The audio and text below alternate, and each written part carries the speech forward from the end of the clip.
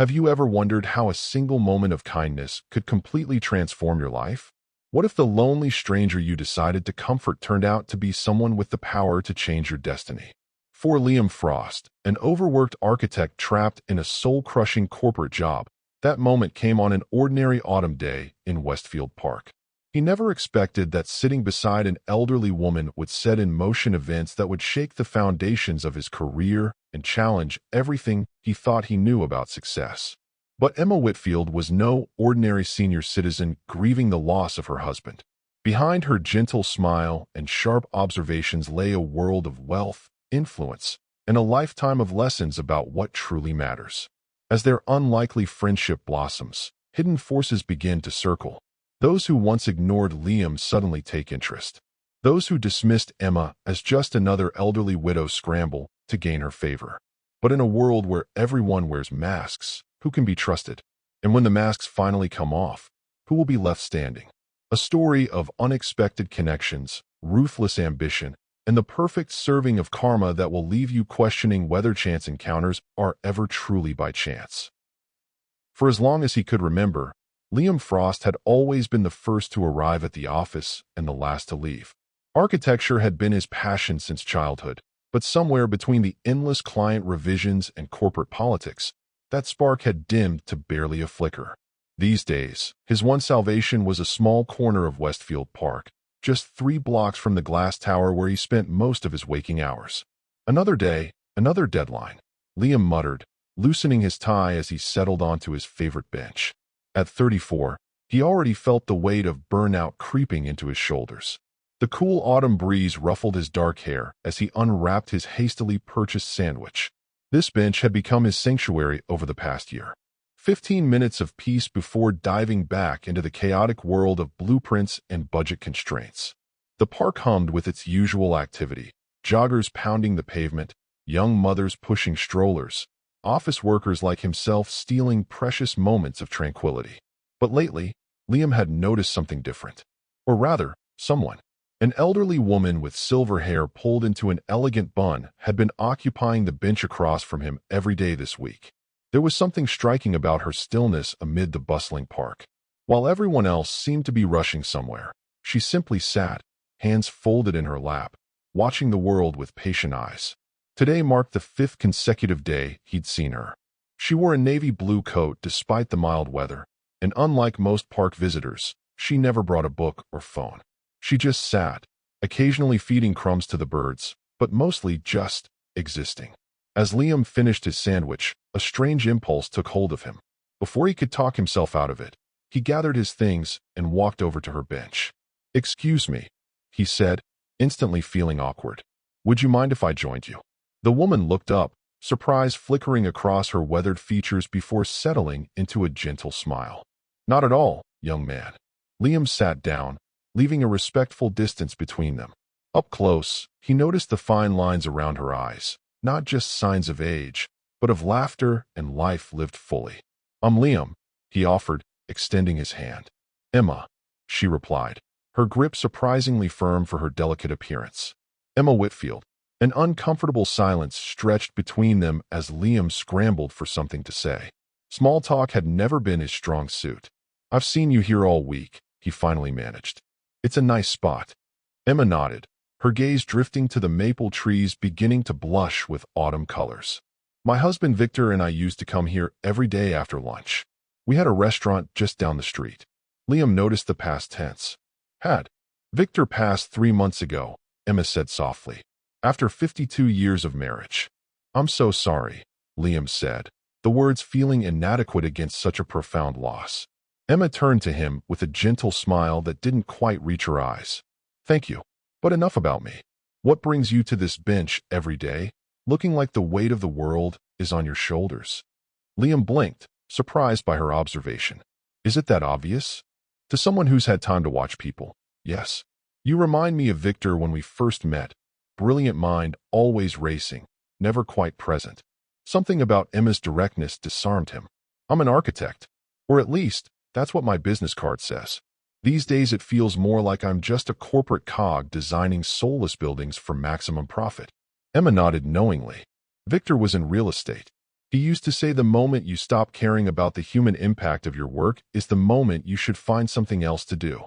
A group of children ran past, their laughter momentarily drawing both their attentions. "How did you know?" Liam asked after they passed. "That I come here every day?" Emma's eyes twinkled. "You're not the only one who notices patterns," Liam frosted. "The blue tie on Mondays, the habit of always sitting exactly in the middle of the bench, the way you stare at that high rise for exactly 3 seconds before opening your lunch." Liam felt his cheeks warm. "I didn't realize I was so predictable." "Predictable isn't bad. Victor was the most predictable man I ever knew. Made him reliable." She paused, a shadow crossing her face. "I miss that predictability now."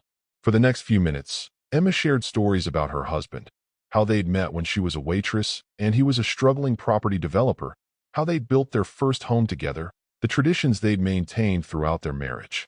"Every Friday night, no matter what, we danced in our living room," Emma said, her voice wistful. "Even when his knees began to fail, we'd sway together, barely moving but still dancing." Liam found himself entranced by her stories, glimpses into a life so different from his own hurried existence.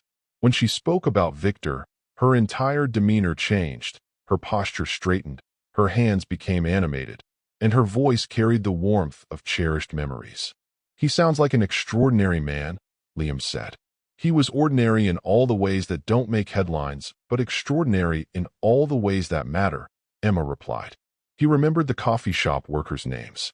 He helped neighbors move furniture without being asked. He left generous tips even when service was poor, because everyone has bad days, Emma.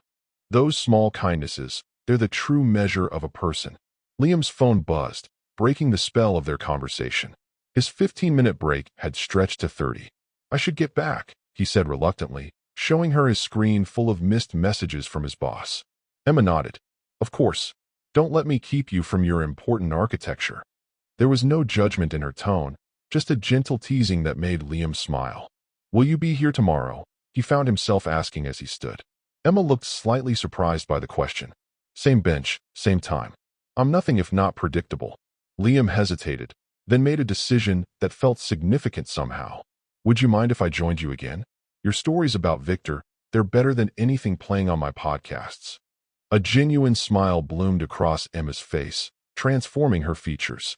For a moment, Liam could see the young woman she must have been when she met Victor.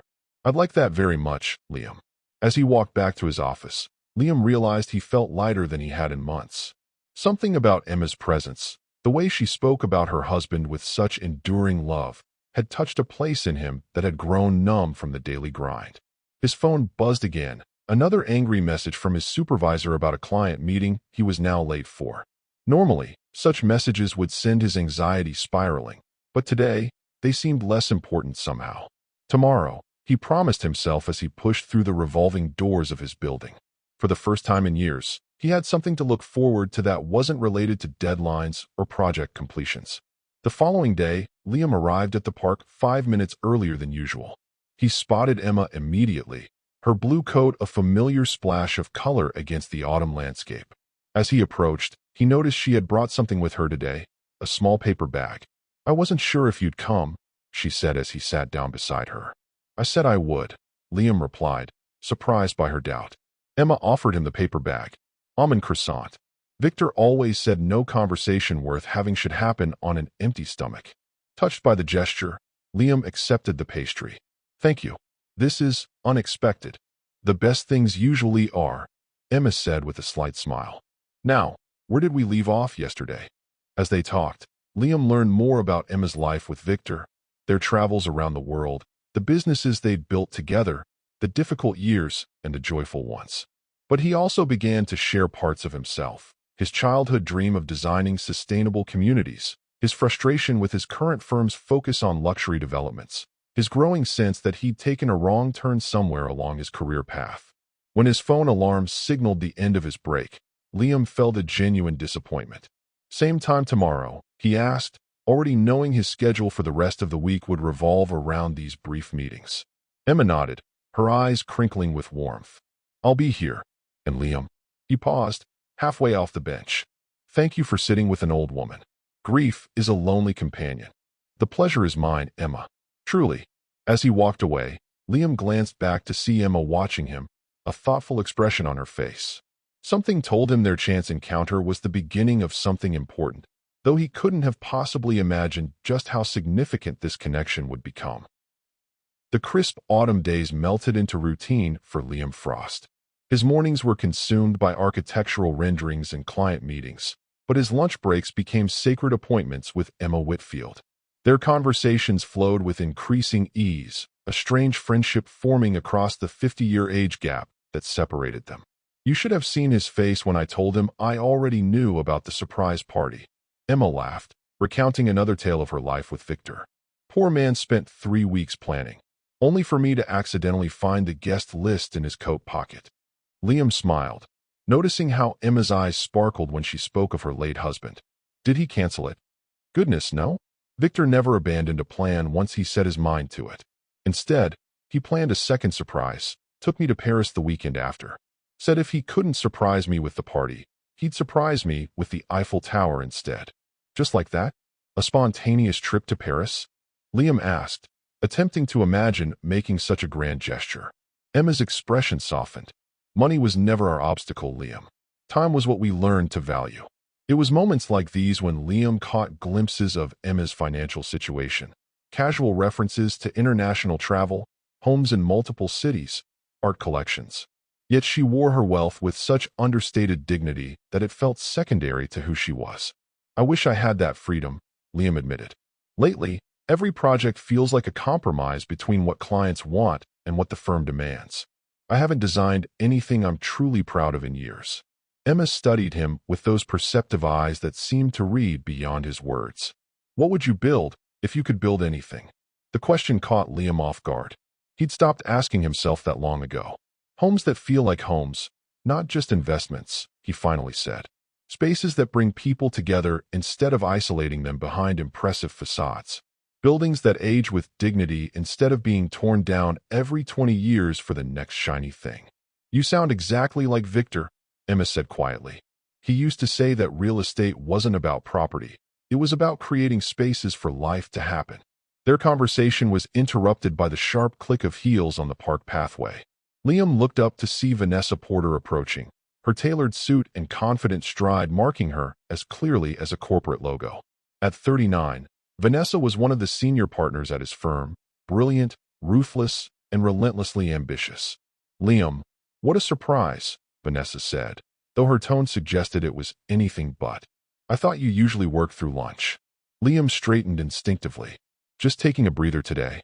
Vanessa's calculating gaze shifted to Emma, assessing the elderly woman with undisguised curiosity. And who might this be? Emma Whitfield. Emma introduced herself before Liam could speak. Just keeping this young man company while he escapes that glass prison you all work in. Something flickered across Vanessa's face, surprise at the directness, perhaps, or amusement at Emma's characterization of their office building. Vanessa Porter, senior architect at Drayson and Associates. She extended a manicured hand to Emma. Any friend of Liam's is a friend of ours. The exchange was brief, with Vanessa claiming she was late for a client lunch. But as she walked away, Liam couldn't shake the feeling of unease her presence had left behind. Your colleague seems intense, Emma observed. Liam sighed. Vanessa is the firm's rising star. Brilliant designer, but she treats architecture like warfare. Every project a battle to be won, every client a territory to be conquered. And what about you, Liam? What kind of architect are you? The question lingered between them as Liam's alarm signaled the end of their time. I'm not sure anymore, he admitted, gathering his things. But I'm starting to remember. The following day, Liam arrived at their bench to find Emma already there, her silver hair gleaming in the afternoon sun. But something was different. She seemed distracted, her usual warmth dimmed by some invisible concern. Is everything all right? Liam asked, settling beside her. Emma hesitated before speaking. Victor and I were married for over 50 years, but it wasn't always easy. There were times when our values didn't align, particularly around business matters. Liam listened, sensing this was important. He believed in building communities, not just properties. But there were always people around us who saw only the profit margins. She paused, choosing her words carefully. I've learned to recognize those people, Liam. Their hunger has a particular scent. Before Liam could ask what had prompted this, his phone vibrated with a message from Vanessa. Need to discuss the Westridge project. Find me after your lunch date with the old lady. The message's dismissive tone made him frown. Something wrong? Emma asked. Just work, he said, tucking the phone away. Nothing important. But it became clear over the next few days that Vanessa had developed an unusual interest in his lunchtime routine. She began appearing at the office door just as he was leaving, asking casual questions about his park friend. The attention was unlike her. Vanessa typically didn't concern herself with the personal lives of colleagues unless there was professional advantage to be gained. So what's the story with your elderly bench companion? She asked one morning, cornering him in the break room. Long-lost relative? Volunteer work with the elderly? Just a friend, Liam replied, uncomfortable with her persistent questioning. Vanessa raised an eyebrow. Funny place to make friends. The comment lingered in Liam's mind during his walk to the park that day. When he arrived, Emma was already waiting, feeding crumbs to the gathering pigeons. I brought lunch, she announced, revealing a picnic basket. Nothing fancy, just some sandwiches from my favorite deli. The nothing fancy turned out to be gourmet sandwiches on freshly baked bread with ingredients Liam couldn't pronounce. As they ate, Emma seemed to be studying him more intently than usual. Tell me about your colleague, she said suddenly. The one who interrupted us the other day. Liam nearly choked on his sandwich. Vanessa? What? Call it an old woman's curiosity, Emma said lightly, though her eyes remained serious. She reminds me of people Victor and I encountered often in our business dealings. Reluctantly, Liam shared what he knew about Vanessa Porter, her rapid rise through the firm, her reputation for securing lucrative clients by any means necessary, her ruthless efficiency. She's been asking about you, he admitted finally. I'm not sure why. Emma nodded slowly, as if confirming a private suspicion. Be careful of those who suddenly take interest when they previously showed none, Liam. In my experience, it rarely comes without motive. The warning seemed oddly specific, but before Liam could press further, Emma changed the subject, asking about his weekend plans with genuine interest. That evening, returning to his apartment, Liam found Vanessa waiting in the lobby of his building. We need to talk, she said, her tone brooking no argument. About your friend Emma. Liam felt a chill run down his spine. How do you know where I live? Vanessa waved away the question. Company records. Listen, do you have any idea who you've been having lunch with? The intensity in her voice made Liam uncomfortable. Emma Whitfield. A woman who lost her husband recently. Emma Whitfield. Vanessa repeated, emphasizing the name. Widow of Victor Whitfield, the real estate developer. When Liam showed no recognition, Vanessa's eyes widened. You really don't know, do you? Victor Whitfield created half the skyline of this city. Whitfield Enterprises owns more prime real estate than any other private company in the state. Liam felt his stomach drop. He knew Emma had money, but this scale of wealth was something else entirely. And now all of it belongs to her, Vanessa continued. Word in the industry is that she's looking for new projects to invest in, a tribute to her husband's legacy. The pieces suddenly clicked into place. Vanessa's sudden interest, her questions, her appearance at his apartment. You want to use my connection to her, Liam said flatly.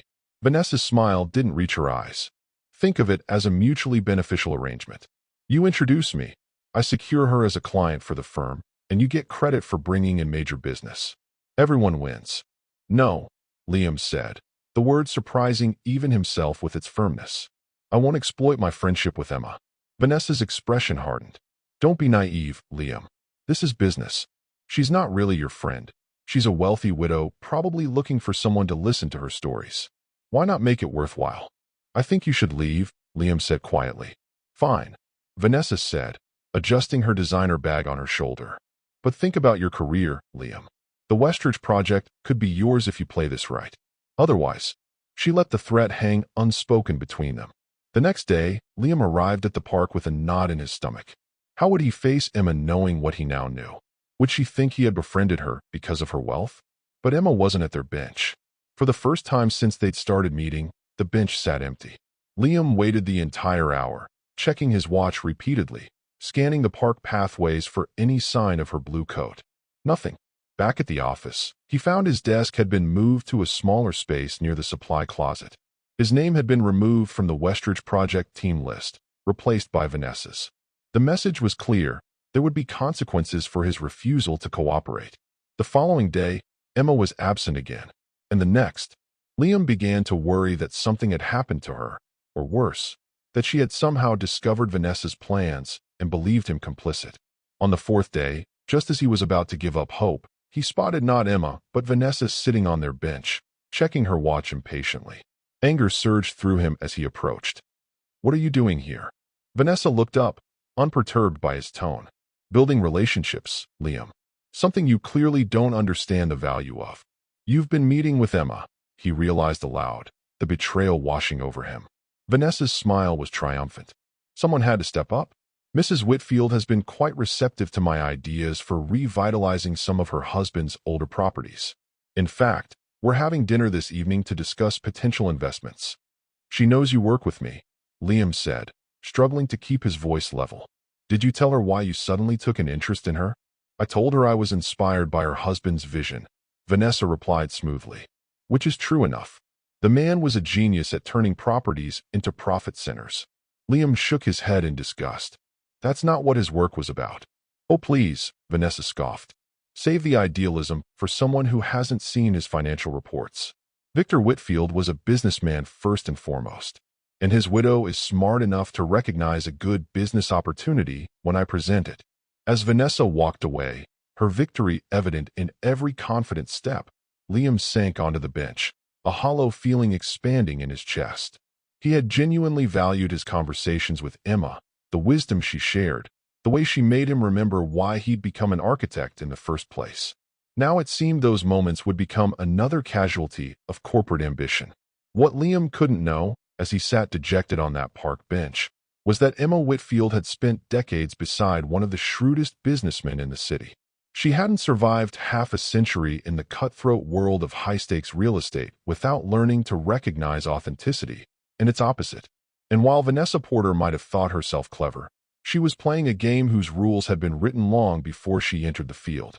A game where patience and observation revealed more than any business proposal ever could. The wheels of karma had already begun to turn. For a week, Liam Frost watched his career crumble around him. The Westridge project, once promised to be his breakthrough opportunity, had been reassigned entirely to Vanessa Porter. His desk remained relegated to the office corner, his insights ignored during team meetings. Worst of all, the bench at the park remained empty each day. On Friday afternoon, as rain pelted against the office windows, Liam received an ivory envelope hand-delivered to the reception desk. Inside was an embossed invitation. "Mrs. Emma Whitfield requests your presence at the announcement of the Whitfield Legacy Project. Saturday, 7 p.m., the Grand Ballroom at the Hastings Hotel." His first instinct was to decline. Whatever game Vanessa was playing, he wanted no part of it. But curiosity and concern for Emma won out. He needed to know she was all right, even if it meant watching Vanessa claim her victory. Saturday evening found Liam adjusting his tie in the ornate mirror of the Hastings Hotel lobby. He felt distinctly out of place among the city's elite who streamed past him into the ballroom. Real estate developers, investors, architects far more established than himself. "Liam Frost," he told the attendant at the door, certain his name wouldn't appear on the guest list. To his surprise, the woman nodded. "Yes, Mr. Frost. Mrs. Whitfield mentioned you specifically. Please, follow me." He was led not to the general reception area, but to a private anteroom where Emma Whitfield stood conversing with a small group. Gone was the casual blue coat. Tonight she wore an elegant black dress, her silver hair swept into a sophisticated updo adorned with a single pearl clip. "Liam," she called, breaking away from her conversation. "You came." "Emma," he replied, relief washing over him at seeing her well. "I was worried when you stopped coming to the park." She took his arm, guiding him away from curious onlookers. "I apologize for disappearing without explanation. Preparations for tonight required my full attention." Before Liam could inquire further, the doors opened and Vanessa Porter entered, resplendent in a crimson dress that commanded attention. Her confident smile faltered momentarily when she spotted Liam with Emma. "Mrs. Whitfield." Vanessa recovered quickly, approaching them. "Everything is ready for your announcement." "Excellent." Emma replied, her tone pleasant, but carrying a new formality Liam hadn't heard before. And the presentation materials? Prepared exactly as you requested, Vanessa assured her, shooting Liam a triumphant glance. As they moved toward the main ballroom, Liam whispered to Emma, "You don't have to explain anything. I understand why you chose to work with Vanessa." Emma patted his hand gently. "Do you? I wonder." The ballroom fell silent as Emma took the stage, the assembled power players of the city's real estate world watching intently. Liam found a spot near the back, preparing himself for the inevitable announcement of Vanessa's partnership with Whitfield Enterprises. "Thank you all for coming tonight," Emma began, her voice surprisingly strong for her diminutive frame. "As many of you know, my husband Victor dedicated his life to creating spaces that brought people together, buildings that serve communities, not just profit margins." Murmurs of agreement rippled through the crowd. "Since his passing, I've been considering how best to honor that legacy. Victor always said the true measure of success isn't what you build, but why you build it." Emma paused, her gaze sweeping the room. "Before announcing the Whitfield Legacy Project, I want to share something my husband told me on our last anniversary." The room stilled. He said, "Emma, when I'm gone, vultures will circle. They'll see our wealth, not our worth. Watch carefully who approaches you with smiles, but empty eyes." Liam noticed Vanessa shift uncomfortably near the front of the room. "Over these past weeks, I've been observing, testing, learning who embodies the values Victor held dear." Emma's eyes found Liam's across the crowded room. "And who sees only dollar signs where relationships should be." Understanding dawned on Liam as Emma continued. "I'd like to invite Vanessa Porter to join me on stage," Emma announced, extending her hand toward the crowd. Vanessa ascended the steps, confidence radiating from her polished appearance. She stood beside Emma, clearly anticipating her moment of triumph. "Ms. Porter has spent considerable time with me recently, sharing her vision for revitalizing several Whitfield properties," Emma explained to the audience. Her presentations were impressive, her numbers impeccable. Vanessa's smile widened. "But architecture isn't just about numbers," Emma continued, her voice taking on a steely edge. "It's about people. It's about integrity." The shift in tone was subtle but unmistakable. Vanessa's smile began to fade. "The Whitfield Legacy Project will indeed be moving forward," Emma announced, "but under the direction of an architect who understands that buildings should serve humanity, not exploit it." She paused, her gaze finding Liam again. "Liam Frost, would you please join us?" A stunned silence fell over the room as Liam made his way to the stage, confusion written across his face. Vanessa's expression had transformed into barely concealed fury. "But Mrs. Whitfield," Vanessa interjected quietly, "we had an agreement. The plans were never yours to claim," Emma finished firmly. "Did you think I wouldn't recognize opportunism when I saw it? That I wouldn't notice how quickly your interest developed once you learned who I was?" Turning to address the crowd again, Emma continued, "The true test of character isn't how someone treats you when they want something, but how they treat you when they think you have nothing to offer." Liam stood speechless beside Emma as she explained how she had deliberately tested both architects. Observing Liam's genuine kindness toward a woman he thought was simply lonely, contrasted with Vanessa's calculated interest once she discovered Emma's wealth and influence. "The Whitfield Legacy Project will be the largest undertaking of our company since Victor's passing," Emma announced. "A series of mixed-use developments that prioritize community spaces, affordable housing, and sustainable design, all directed by Liam Frost, whose vision aligns with everything my husband valued." The applause was thunderous, industry leaders rising to their feet in appreciation of both the project's ambition and the drama they had just witnessed. Vanessa slipped away from the stage, her crimson dress disappearing through the service exit. Later, as the evening wound down, Liam found himself alone with Emma in the hotel's rooftop garden. "You planned this all along," he said, still processing the evening's events. Emma smiled, the moonlight softening her features. "Not from the beginning.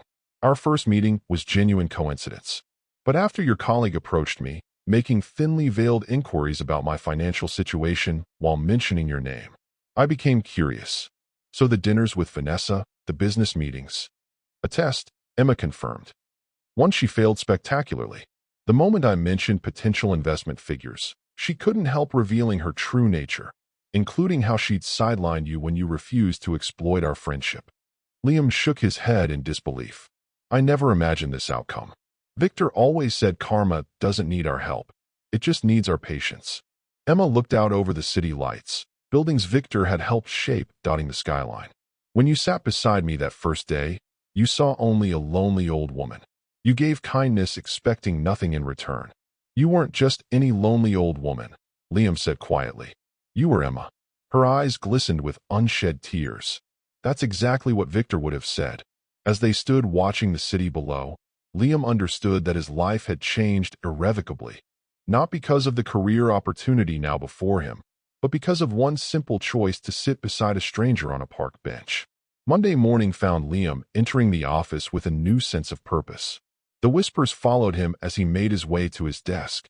News of Saturday's events had spread rapidly through professional circles.